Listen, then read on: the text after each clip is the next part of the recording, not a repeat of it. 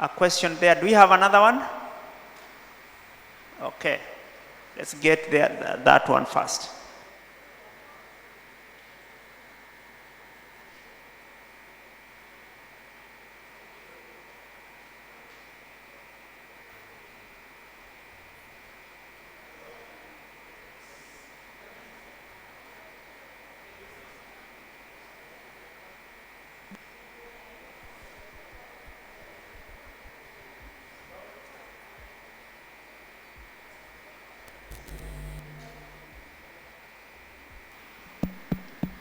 I think it is on now. Thank you, Rolly. I think this is one of the most exciting presentation. I'm not saying the others were not exciting, but I'm adding some value on this because it's a very, very critical area dealing with risk. And I have a question. When we talk about risk-based audit assessment, who actually should be doing the risk, especially in a situation where we have the separation? Management and the internal audit, they are highly separated. Would it be then the management to do or identify the risks so that then it is risk-based audit? Or what would be the role of the internal auditor in the process of risk identification, mapping, and maintaining all these risks? Or do they participate with management or the owner of a given department or unit in order to identify, list, and come up with departmental risk maps? Thank you.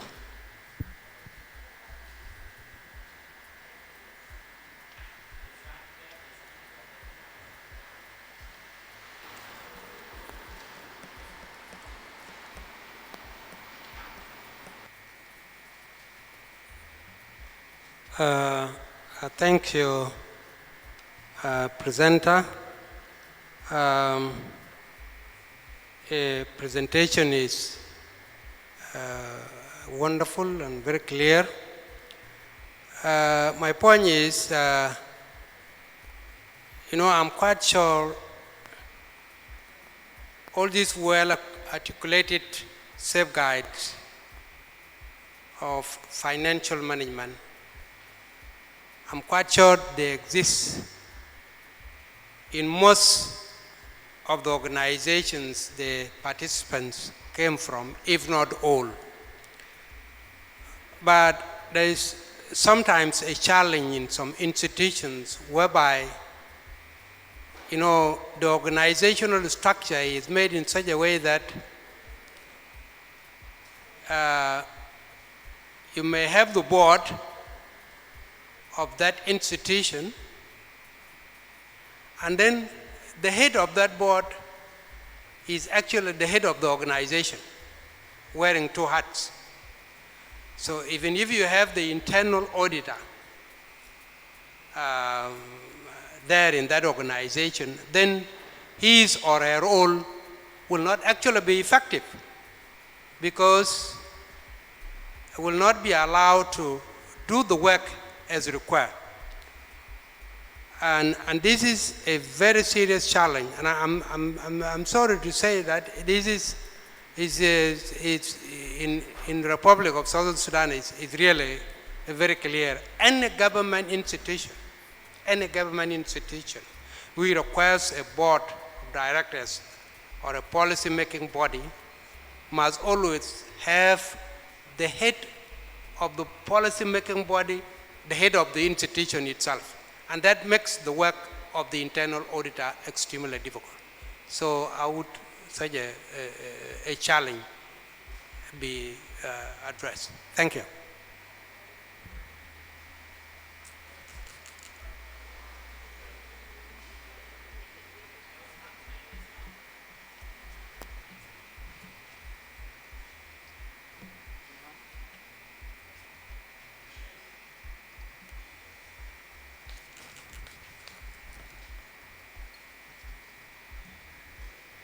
Thank you for the enlightening presentation.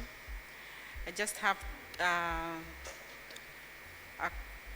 question regarding the relationship between the internal and external auditors.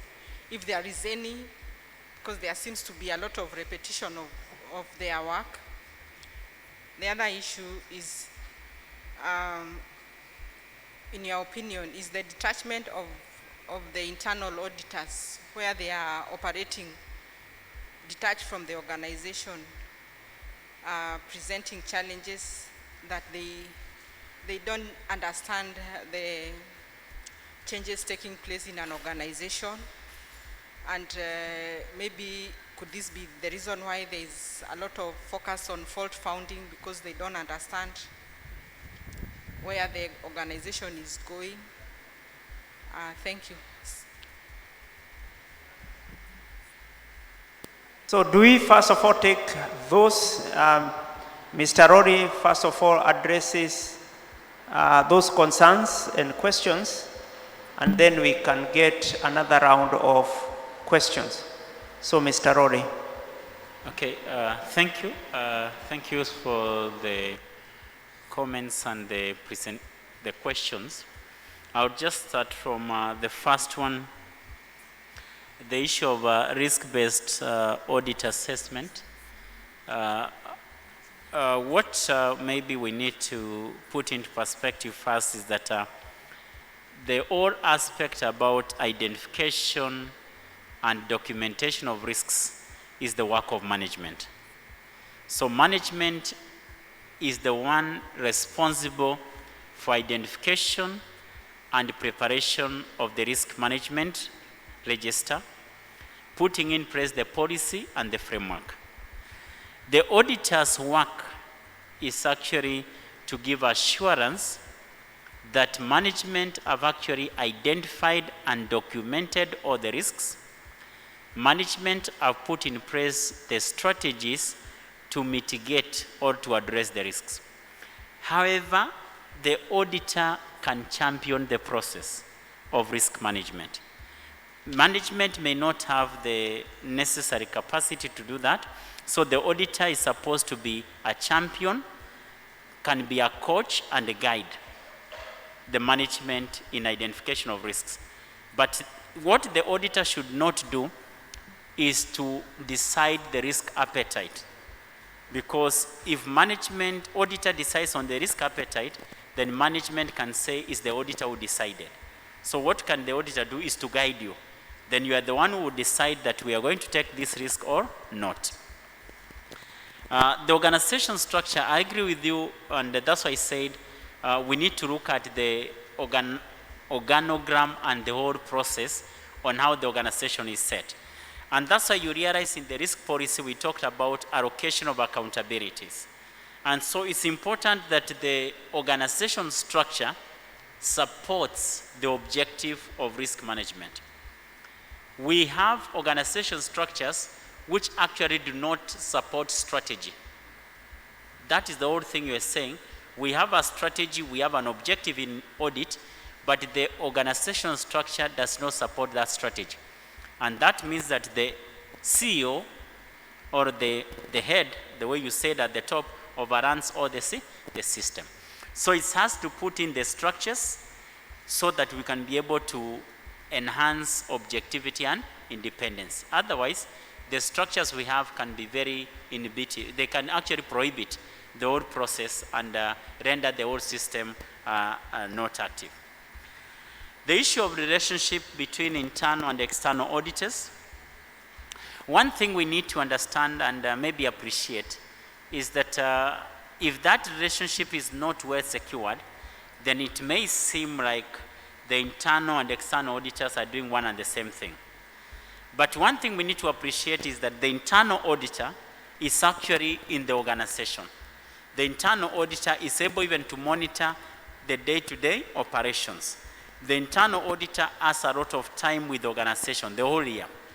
And so the internal auditor is expected to walk through the management and through to the whole work of audit to add value by looking at the systems, evaluating them every day, and being able to provide workable solutions to the management. So the external auditor just comes to give us an assurance on what the internal auditor and management has done. And that's why the external auditor just only does sampling. But the internal auditor can do the entire census. In fact, the internal auditor can decide to check all the systems. but the external auditor can only sample given the time and give us assurance.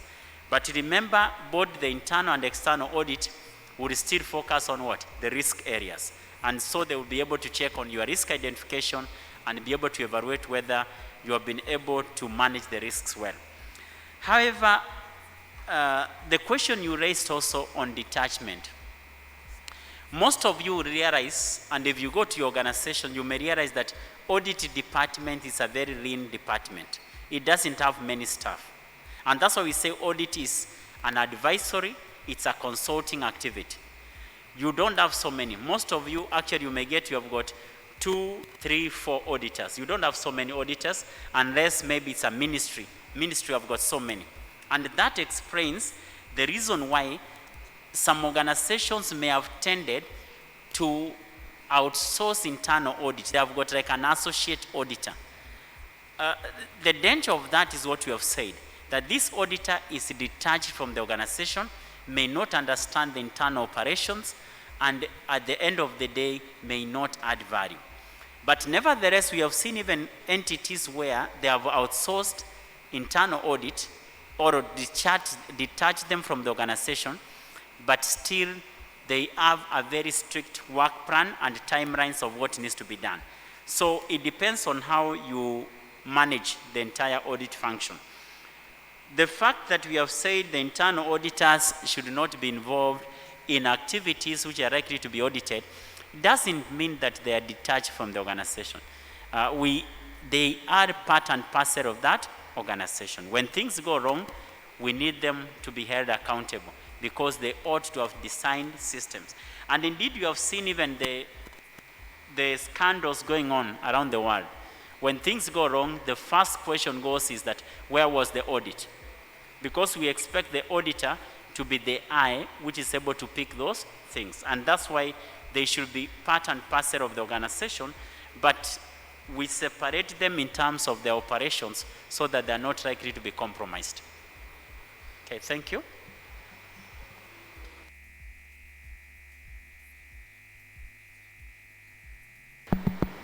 We are calling for more questions. Yeah, I can see one.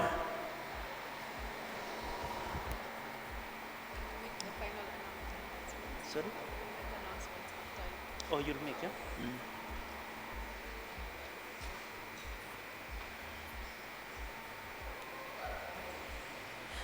My first question is, you said that the internal audit unit is an independent one. I want to know how independent it is, because sometimes their work plan, even the activities in it, when they request for money to execute those activities, you see that management will be drawing their feet. And then the pre-audit, you also said that they are not supposed to be doing it, but they are still doing it. And is there any law that is clearly stated that they shouldn't do it, and yet they are doing it, and the law is just lying there looking at them doing it? Is there something that is going to be done about it? Thank you. Yeah, more questions? One of the careers where the occupational hazards are very high are among auditors and procurement people.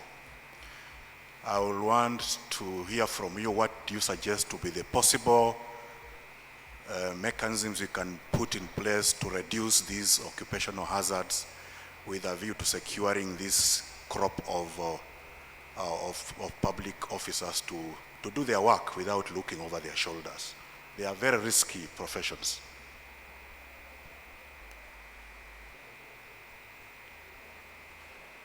Any more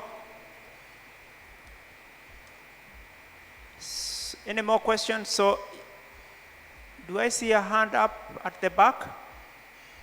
Okay, so Mr. Rory, I think you can respond to those.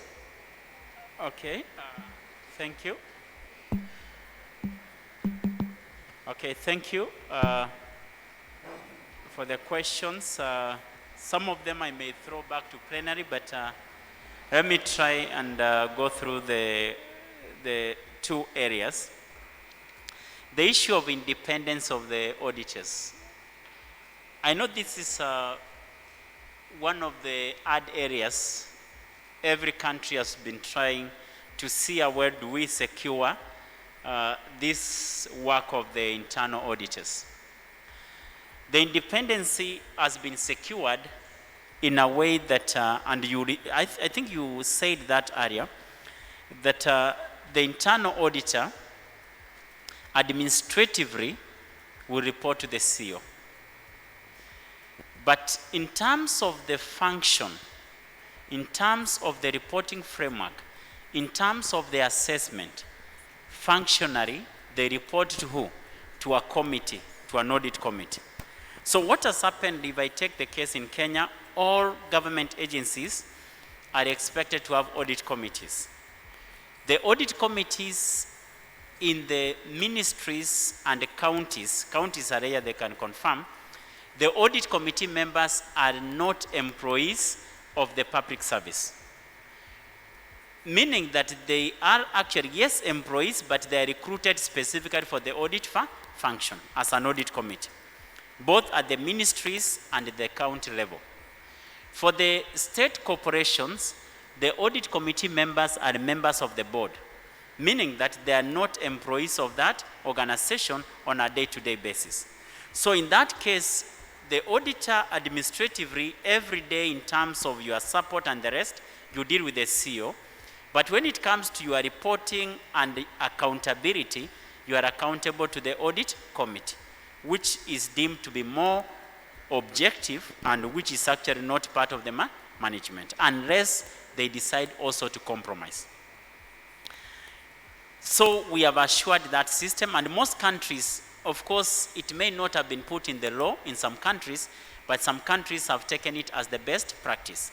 And we are slowly picking this from the corporate world, and things are really changing in the models. The issue of pre-audit. The pre-audit is not put in most of the laws also. While most of the regulations and legislations in countries recognize internal audit, they don't expressly explain how the audit will be carried out. So as a good practice, what you have seen and what is accepted in the corporate governance is that the auditors are not involved in the process. Because if they are involved in the process, then later you cannot purport to come and audit the same process you were involved in. And in Kenya, luckily enough, it's put in the law. The law of Kenya recognizes that the auditors will not be involved in the process. And so they come in. But it does not stop the CEO from giving assignments and exercises to the internal auditor. But what we advise the internal auditors is that when they're doing the work plan, they are supposed to plan in such a way that there are activities which they are able to audit before some major transactions are carried out. And if there's some payments like pending bills, the internal auditors are involved in what? Verification before payment is done. So there are some specific arrangements which are done within the internal audit arrangement. The last question, I know at one time we tried to push for it as a country, but I don't think it has been handled. The occupational hazards in audit and procurement. Sometimes when I train audit, I've added a topic called the risk of the auditor. Meaning that as they carry out the duties, they are actually exposed to what? Risks. For those who are in Kenya, you may be aware that, well, one of the largest retail supermarkets went into bankruptcy. That is the Nakumatt supply chain supermarket. But you realize 5 years ago when the internal auditor raised the issue, what happened to the internal auditor? Anybody with an idea? He was shot, he was killed. So in the issue of Nakumatt did not start today. It's something which anybody who could have seen it more than 5 years ago, it was there. So I agree there are hazards in this profession. I know there was a proposal to give them risk allowances and the rest. I don't know how best to address it. Unless we have an HR professional within us. Anybody who can, what is the thinking of these occupational hazards?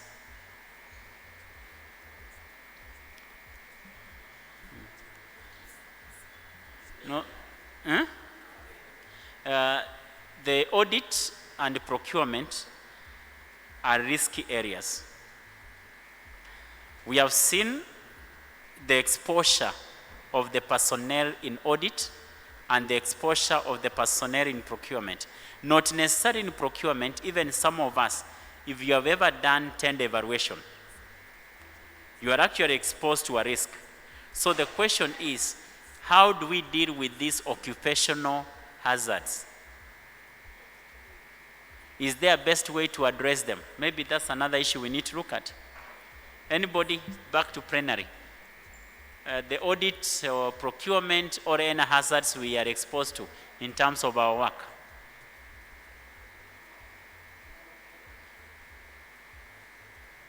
Yes? There's a hand there. Anybody? As we end up, the occupational hazards, the risks in the occupation. Will risk allowances survive? I don't know. Do you want to give them security? No? The best thing for me is to continue informing the entire staff and the society the importance of what? Auditing, to appreciate, because even external auditors are there and we get to the same problem. But if we can consider for risk allowances and any kind of any cushioning you can do for them if they lose a job, that even if I expose, I'm not threatened for losing the job, or even if I lost the job, I'm entitled to some payments. And that one may go to professional protection or professional indemnity in terms of the environment they operate. Otherwise, I may not have a specific answer. It's an area which is still open. Thank you, Banagashawa. Thank you so much for listening to me. Yeah, thank you very much, Mr. Rory, for your presentation and also your response to the concerns that were coming regarding your presentation. I know the area of audit is a very sensitive one. It's an area where risks, they not only look at the risks or attend to risks of the organization, but they also have to attend to risks relating to their profession. I think the management of risks on both sides make the work of the auditor a little bit complicated, and that is why building our capacity in this area is very, very important. Sharing experience on what is happening in other countries, how vulnerable are your auditors. I think when we are here, these are some of the engagements that we may need to continue working on. Sharing experiences, how vulnerable are your auditors, and what are you doing to make their life easy, to make them less vulnerable to the risks that come with their profession. So thank you very much, Mr. Rory. This is an area that's very, very difficult to exhaust, and we are happy that you have been able to take us this far. So we have come to the end of our day today, but there are some announcements just before we leave. There are some announcements for us, so give us just a minute or two for the announcement.